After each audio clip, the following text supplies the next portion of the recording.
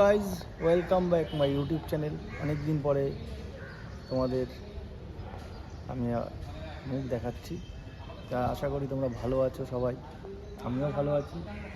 আজকে বিরাটি 237 বাস স্ট্যান্ডের সামনে আবাসনের ভিতরে জাল হচ্ছে, সেই ভিডিও কভারেজ করতে আমি এসেছি। দেখতে থাকো, সঙ্গে থাকো। এই যে তোমরা দেখতে পাচ্ছ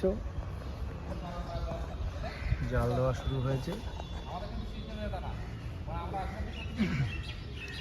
জাল সবে পড়েছে, এবার পুরো পুকুরটাকে আস্তে আস্তে ঘিরে জালটাকে টানতে টানতে এক সাইডে নিয়ে যাবে। ওই যে দড়ি ধরে টানছে। জাল টানতে গেলে প্রচুর লোক লাগে, দেখতে পাচ্ছ। ওই যে ওই পাশে দুজন আছে, এইদিকে 3 জন আছে, 6-7 জন 8 জন লাগে একটা জাল টানতে। যেহেতু ছোটো পুকুর তাই লোক কম, ও পাশে 3 জন আছে,